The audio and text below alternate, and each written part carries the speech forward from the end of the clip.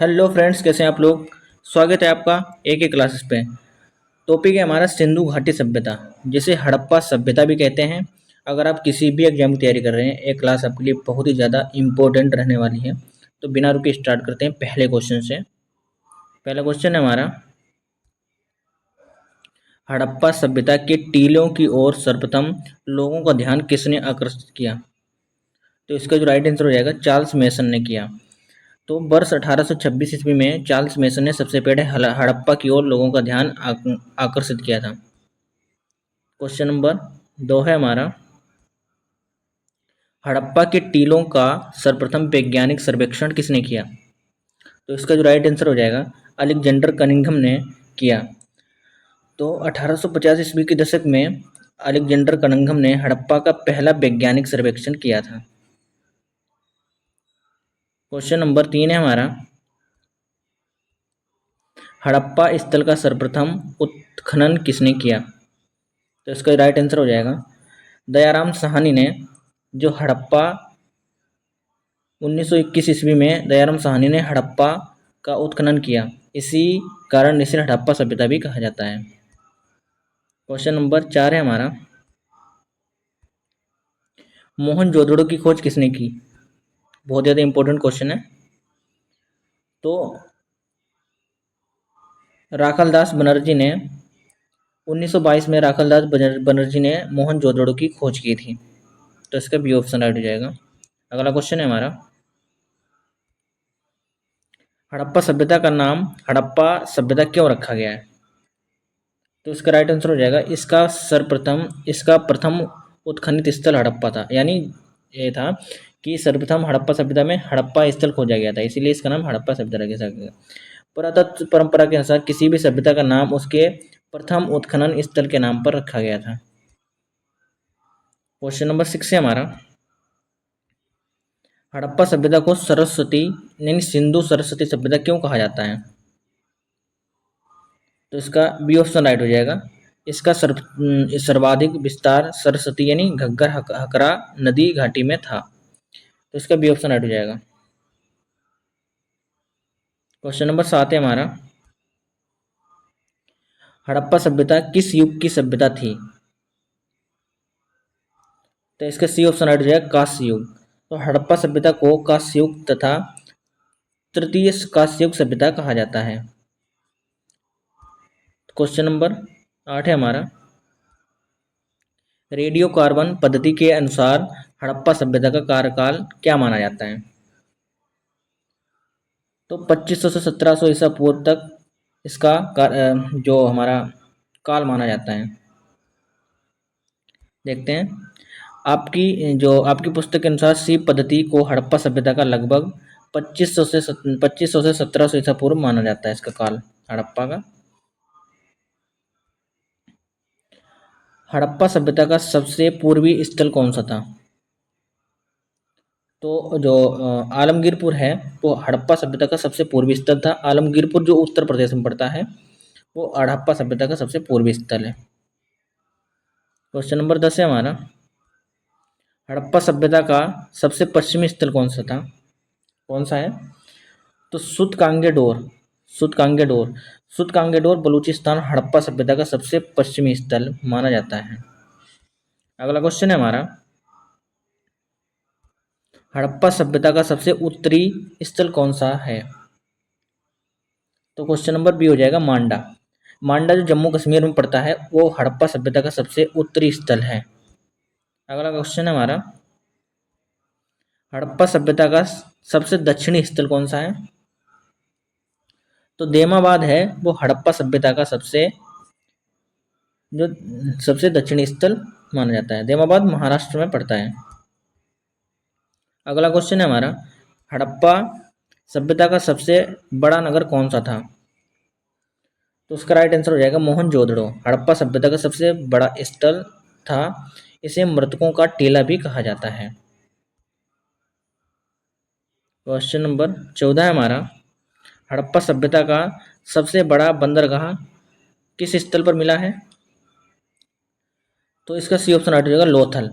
हड़प्पा सभ्यता का सबसे बड़ा बंदरगाह लोथल से मिला है। जो लोथल जो गुजरात में स्थित है। विश्व प्रसिद्ध गोदीवाड़ा मिला है इसीलिए हड़प्पा सभ्यता का बंदरगाह कहा जाता है। अगला क्वेश्चन है हमारा, मृतकों का टीला किसे कहा जाता है, यानी माउंट ऑफ द डेथ किस स्थल को कहा जाता है, मोहनजोदड़ो को कहा जाता है। मृतकों का टीला, मोहनजोदड़ो का अर्थ है मृतकों का टीला। अगला क्वेश्चन है हमारा, हड़प्पा सभ्यता के किस स्थल को हड़प्पा सभ्यता के किस स्थल से विशाल स्नानागार प्राप्त हुआ है? तो इसका राइट आंसर हो जाएगा मोहनजोदड़ो। मोहनजोदड़ो जो महान स्नानागार मोहनजोदड़ो से प्रसिद्ध है। ठीक है, इसे धार्मिक अनुष्ठानों से जोड़ा जाता है। अगला क्वेश्चन है हमारा, हड़प्पा सभ्यता के किस स्थल से अन्नागार के साक्ष्य मिले हैं? तो इसका राइट आंसर हो जाएगा हड़प्पा से जो अन्नागार के साक्ष्य मिले हैं। हड़प्पा से विशाल अन्नागार प्राप्त हुआ है जो संगठित कृषि एवं भंडार व्यवस्था का प्रमाण है।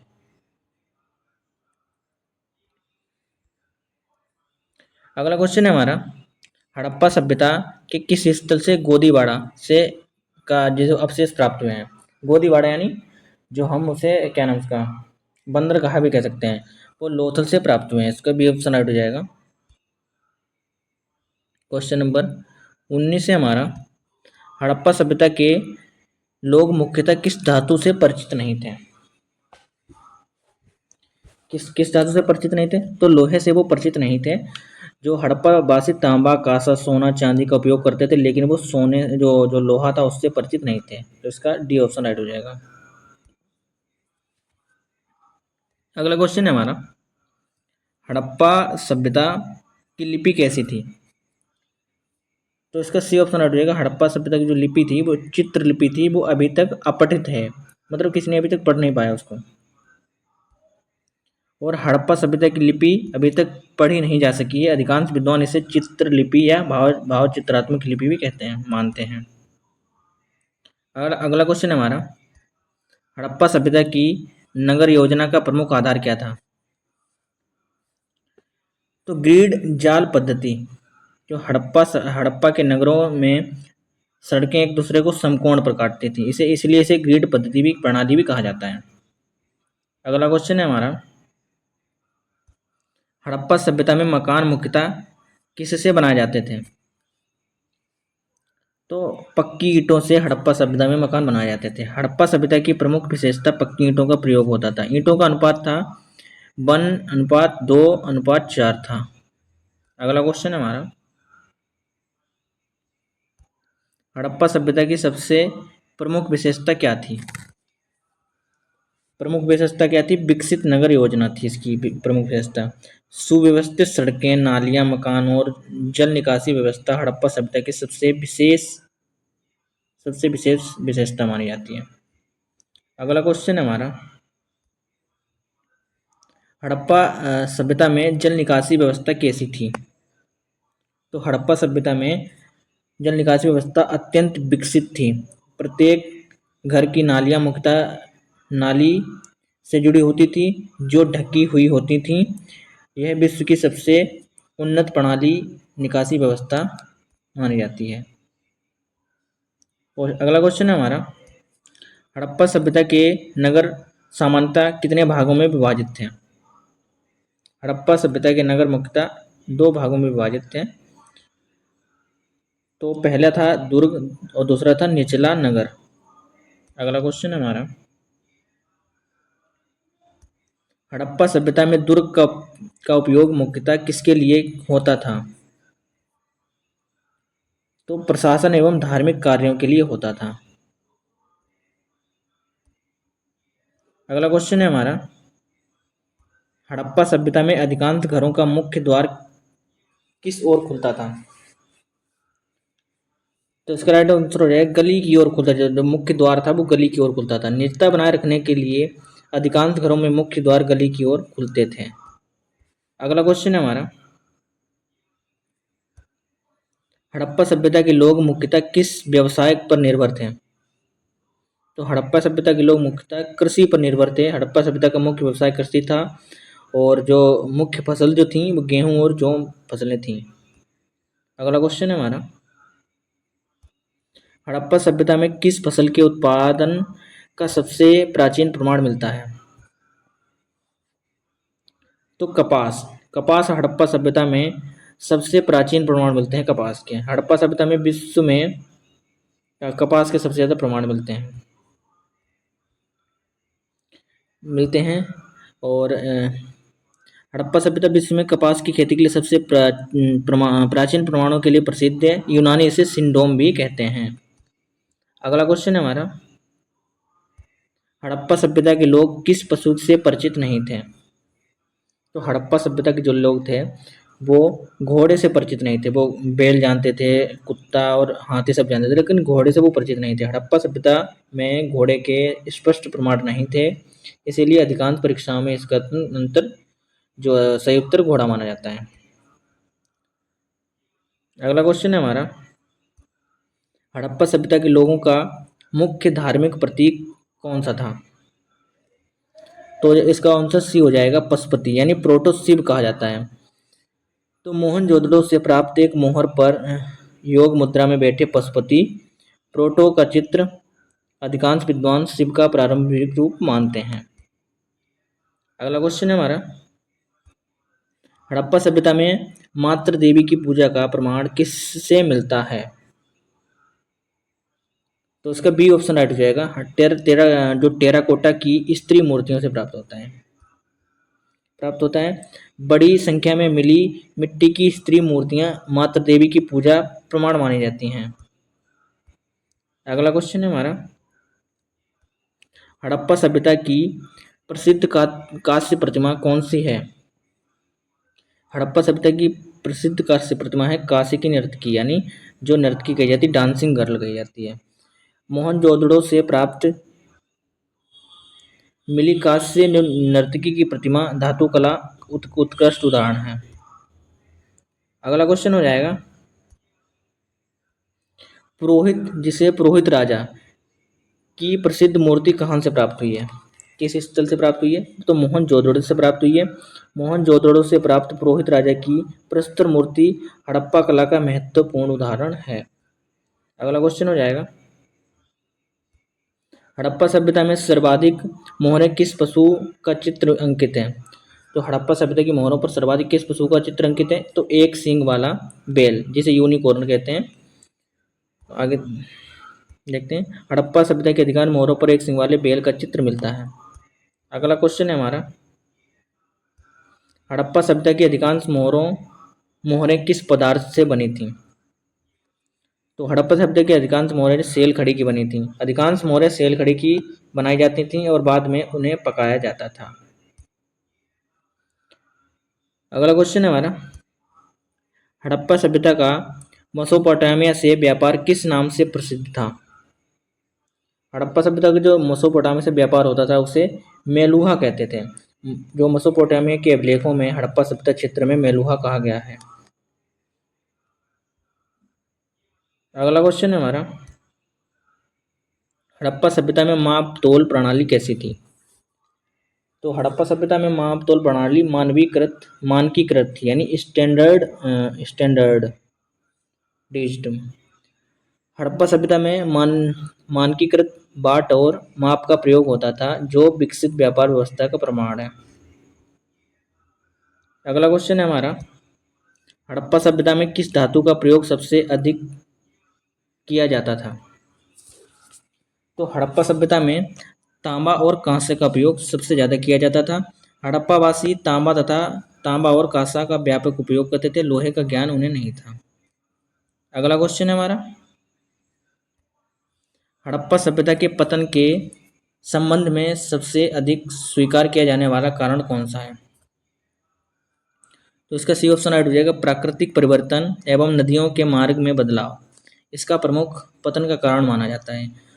यानी प्राकृतिक परिवर्तन एवं नदियां के मार्ग में बदलाव। देखते हैं इसको, वर्तमान शोध के अनुसार जलवायु परिवर्तन, बाढ़, सूखा, नदियों के मार्ग में परिवर्तन हड़प्पा सभ्यता के पतन के मुख्य कारण माने जाते हैं। अगला क्वेश्चन है हमारा, हड़प्पा सभ्यता के किस स्थल से हल से जुते हुए खेत के साक्ष्य का प्रमाण मिला है। किस स्थल से मिला है? तो कालीबंगा से मिला है। हल से जुते हुए खेत के प्रमाण के साक्ष्य मिले हैं। जो कालीबंगा जो कि राजस्थान में है, वो हल से जुते हुए खेत के प्रमाण के साक्ष्य मिले। जो इस क्वेश्चन को यूपी ट्रिपल ए जो पेट में पूछा गया है और एसएससी में कई बार पूछा गया है क्वेश्चन है। अगला क्वेश्चन है हमारा, हड़प्पा सभ्यता के किस स्थल से अग्निकुंड प्राप्त हुआ है? तो इसका राइट आंसर हो जाएगा कालीबंगा। कालीबंगा से अग्निकुंड प्राप्त हुए हैं, जो धार्मिक अनुष्ठानों का प्रमाण माने जाते हैं। अगला क्वेश्चन है हमारा, हड़प्पा सभ्यता के किस स्थल से चावल के प्राचीन प्रमाण प्राप्त हुए हैं? तो रंगपुर से, जो रंगपुर गुजरात में स्थित है, इसमें चावल के प्रमाण के साक्ष्य मिले हैं।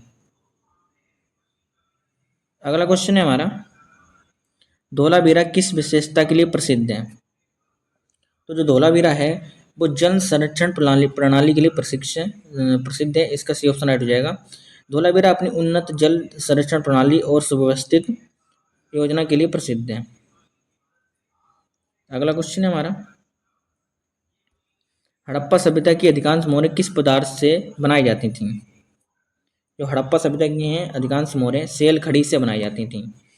इसका सी ऑप्शन राइट हो जाएगा। अधिकांश मोहरें सेल खड़ी से बनाई जाती थी, बाद में उन्हें पकाया जाता था। अगला क्वेश्चन है हमारा, ये क्वेश्चन रिपीट हो गए हैं। हड़प्पा सभ्यता का मेसोपोटामिया में किस नाम से जाना जाता था? जो हड़प्पा सभ्यता का मेसोपोटामिया में क्या नाम था? इसे मेलुहा कहते थे। जो मेसोपोटामिया के अभिलेखों में हड़प्पा सभ्यता के क्षेत्रों को मेलुहा कहा गया है। अगला क्वेश्चन है हमारा, सारे रिपीट हो गए। हड़प्पा सभ्यता के लोग किस धातु से परिचित नहीं थे? तो वो लोहे से परिचित नहीं थे। बाकी जो तांबा कांसा सोना चांदी से परिचित थे वो, लेकिन लोहे से परिचित नहीं थे। अगला क्वेश्चन है हमारा, हड़प्पा सभ्यता की लिपि के बारे में कौन सा कथन सही है? जो हड़प्पा सभ्यता की जो लिपि थी, ये लिपि अपठित थी। ठीक है, यह दाएं से बाईं ओर लिखी जाती थी। तो इसका सी ऑप्शन राइट हो जाएगा। आज तक हड़प्पा सभ्यता की लिपि को पढ़ा नहीं जा सका। अधिकांश विद्वान इसे दाएं से बाएं की ओर लिखी जाने वाली मानते हैं। अगला क्वेश्चन है हमारा, निम्नलिखित में से कौन सा युग्म सही सुमेलित है? तो इसका जो सी ऑप्शन राइट हो जाएगा। कालीबंगा से जुते हुए खेत के साक्ष्य प्राप्त हुए हैं। और बाकी सब ये जो नर्तकी है, ये क्या नाम मोहनजोदड़ो से प्राप्त हुई है। जो गोदीवाड़ा है वो लोथल से प्राप्त हुआ है। और जो विशाल स्नानागार है ये मोहनजोदड़ो से प्राप्त हुआ है। तो इसका सी ऑप्शन राइट हो जाएगा। और जो ये लास्ट क्वेश्चन है हमारा, हड़प्पा सभ्यता की सबसे प्रमुख विशेषता क्या थी? मोस्ट इंपोर्टेंट क्वेश्चन है। सुव्यवस्थित नगर योजना एवं जल निकासी व्यवस्था इसकी प्रमुख विशेषता थी। डिटेल में देख लेते हैं। हड़प्पा सभ्यता की सबसे विकसित नगर योजना और ढकी हुई जल निकासी व्यवस्था के लिए प्रसिद्ध है। यही इसकी सबसे बड़ी पहचान है और यह प्रश्न प्रतियोगी परीक्षाओं में कई बार पूछा जा चुका है। ठीक है, इतने थे हमारे क्वेश्चंस। कैसी लगी आपको क्लास, कमेंट बॉक्स में ज़रूर बताएं, अपनी राय दें, हमको आगे क्या लाना चाहिए। ठीक है, बहुत बहुत धन्यवाद आपका। Thank you, bye bye.